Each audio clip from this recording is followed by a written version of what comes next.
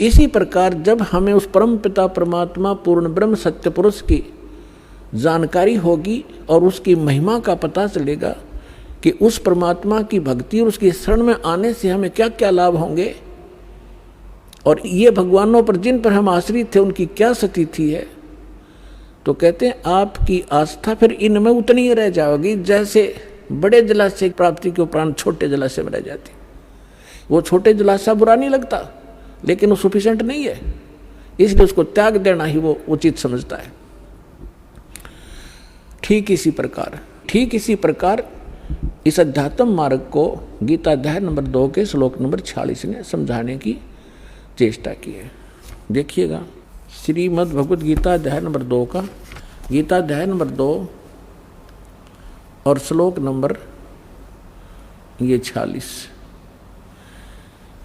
सब ओर से परिपूर्ण जलाशय के प्राप्त हो जाने पर छोटे जलाशय में मनुष्य का जितना प्रयोजन रहता है। अब इनकी तो बुद्धि ब्रह्म तक थी। ये अनुवादक हैं, ये कहता है कि ब्रह्म को रह जाता है। ब्रह्म को तत्व से जानने वाले ब्राह्मण का समस्त वेदों में उतना ही प्रयोजन रह जाता है।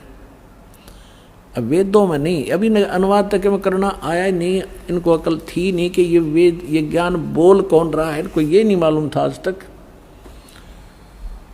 इसका ये अर्थ बनता है कि जब परमात्मा जैसे छोटे जलाशय पर आश्रित व्यक्ति को सब ओर से परिपूर्ण जलाशय यानी कंप्लीट इन ऑल रेस्पेक्ट बहुत बड़ा मिल जाता है, तो उसका उतना ही प्रयोजन रह जाता है जैसे जिन ब्रह्म लिखा है वो परम अक्षर ब्रह्म है।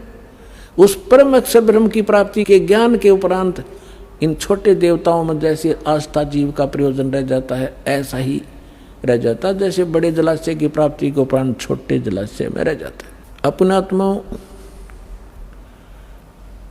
सबसे पहले हमने ये देखना होगा कि परमात्मा को कैसे पहचाने। परमात्मा हमने सुना कहाँ से? हमारे धर्म गुरुओं से। हमारे धर्म गुरु क्या बताते थे कि हम वेदों से ज्ञान दे रहे हैं, हम श्रीमद् भगवद गीता से आपको बता रहे हैं, हम पुराणों से आपको ज्ञान दे रहे हैं। तो आज तक हम हिंदू धर्म में जन्मे प्राणी अपने इन सदग्रंथों को सत्य मानते आ रहे हैं कि हमारे धर्मगुरु पुराणों से, गीता से और वेदों से, पवित्र सदग्रंथों से, इन्हीं से हमें ज्ञान बताते आए। उस समय हम शिक्षित नहीं थे, हमारे पूर्वज शिक्षित नहीं थे। शिक्षा प्राप्त करने का केवल एक वर्ण को अधिकार था, ब्राह्मणों को, और समाज ने उन ब्राह्मणों को ये छूट दे दी थी कि आप इन वेदों को, सदग्रंथों को समझो और फिर समझकर हमें बताओ, फिर हम जो इनमें मार्गदर्शन है हमें समझाओ, हम फिर उसी तरह अपना जीवन निर्वाह करें और उसी तरह हम भी परमात्मा की भक्ति करें। और उसके लिए उनको फ्री छोड़ दिया कि हम तुम्हें दक्षिणा दिया करेंगे, आप अपना निर्वाह भी चलाओ उनसे और सदग्रंथों को अच्छी गहनता से जानो और फिर हमें बताओ। वो टीचर बनाए थे। अब उन धर्मगुरुओं ने जैसा ज्ञान समझा वो भी आपको प्राप्त है। आपको कैसा बता रखा है? ब्रह्मा विष्णु महेश को सर्वेश्वर, इनके कोई माता पिता नहीं, इनकी कोई जन्म मृत्यु नहीं होती, ये सर्वेश्वर हैं। और कुछ एक ने क्या बताया कि ब्रह्म सुप्रीम पावर है। ब्रह्म अपने आत्माओं, ये तो बच्चों की व्याख्या थी, अनजान बालकों की दंत कथा, लोक वेद सुना सुनाया अज्ञान भरा हुआ था ये सारा। अब पहले तो आपको दिखाते हैं कि ब्रह्मा विष्णु महेश का जन्म मृत्यु होता है, इनके माता पिता हैं। विशेषकर हिंदू धर्म कंप्लीटली इन दो देवताओं पर आश्रित है, श्री विष्णु जी और श्री शंकर जी। उसके बाद तो फिर जैसे भी हमें ज्ञान मिलता गया, बिखरता गया, कोई हनुमान पूज रहा है, कोई शेरा वाली का चिपट रहा है, कोई और काली माई का ही लगा हुआ है पूजा में। और फिर और नीचे सत्र में आगे हम खेत अपने कहीं 4 ईंट लगाई, उसमें मत्था टेकन लाएंगे, या कोई मंदिर मस्जिद गुरुद्वारे बना के वहाँ परमात्मा खोजने लगे।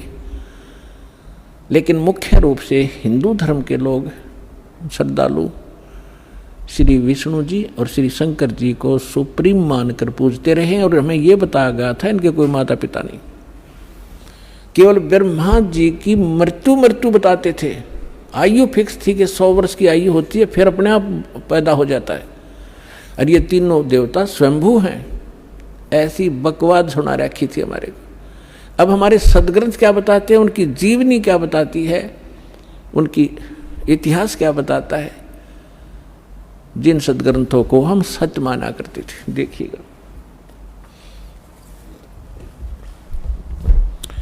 श्रीमद् देवी भागवत 3रा स्कंद, ये गीता प्रेस गोरखपुर से प्रकाशित है। ये देखिएगा, इसके ये सचित्र मोटा टाइप, केवल हिंदी, संपादक हनुमान प्रसाद पोदार, चिमनलाल गोस्वामी। और ये यहाँ से प्रकाशित है, मुद्रित और प्रकाशित। ये गीता प्रेस गोरखपुर से है। गीता भवन कार्यालय कोलकाता का संस्थान, गीता प्रेस गोरखपुर। इसके 123 पृष्ठ पर ले चलते हैं आपको, बिल्कुल 2 मिनट में सारी कहानी समझ में आ जाएगी। 123 पृष्ठ पे ये 3रा स्कंद। भगवान विष्णु अपनी माता दुर्गा की महिमा स्तुति करते हुए, उनकी स्तुति करते हुए बोल रहे हैं, तुम शुद्ध स्वरूपा हो, यह सारा संसार तुम ही से उद्भासित हो रहा है। मैं ब्रह्मा और शंकर, हम सभी तुम्हारी कृपा से विद्यमान हैं। हमारा आविर्भाव माने जन्म, तिरोभाव माने मृत्यु। हमारा तो जन्म और मृत्यु हुआ करता है, केवल तुम ही नित्य हो, जगत जननी हो, प्रकृति और सनातनी देवी हो। ये प्रकृति शब्द याद रखना कि दुर्गा को प्रकृति भी कहते हैं। जिस समय दास आपको श्रीमद् भगवत गीता में यह सिद्ध करेगा कि ब्रह्मा विष्णु महेश की उत्पत्ति दुर्गा से हुई है और वेदों गीता में वर्णित है, उस समय प्रकृति शब्द आपका काम आओगा कि प्रकृति दुर्गा को कहते हैं।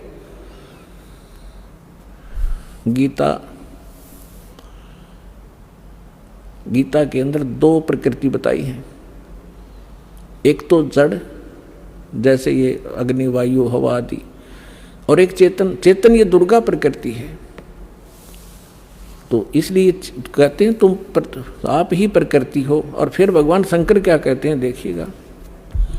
भगवान शंकर बोले, देवी यदि महाभाग विष्णु तुम ही से प्रकट हुए हैं, उनके बाद उत्पन्न होने वाले ब्रह्मा भी तुम्हारे बालक हुए, फिर मैं तमोगुणी लीला करने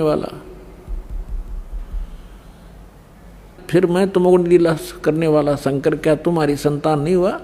अर्थात मुझे भी उत्पन्न करने वाली तुम ही हो शिवे। संपूर्ण संसार की सृष्टि करने में तुम बड़ी चतुर हो। इस संसार की सृष्टि, स्थिति और संहार में तुम्हारे गुण सदा समर्थ हैं। उन्हीं तीनों गुणों से उत्पन्न हम ब्रह्मा विष्णु एवं शंकर नियमानुसार कार्य में तत्पर रहते हैं। अपनात्माओं, इस पवित्र पुराण के चंद पंक्तियों ने 4-5 कंसेप्ट क्लियर कर दिए। नंबर 1, ब्रह्मा विष्णु महेश की जन्म मृत्यु होती है, ये अविनाशी नहीं है। दूसरा ये कर दिया कि दुर्गा प्रकृति को कहते हैं। तीसरा ये हो गया कि प्रकृति दुर्गा इनकी माँ है। और चौथा ये हो गया कि रजगुण ब्रह्मा है, सतगुण विष्णु, तमगुण शिव जी। और 5वां ये हो गया कि ये भगवान केवल वर्क डन दे सकते हैं, जैसा जिसका कर्म है इसमें ये कोई परिवर्तन नहीं कर सकते। ये इससे सिद्ध हो गया। अब ये सिद्ध हो गया कि ब्रह्मा विष्णु महेश नासवान है। अब जो भगवान नाशवान हैं और हम उनकी पूजा करते हैं तो हम भी नाशवान हैं, क्योंकि हम वहीं जाएंगे जहां उनका लोक है।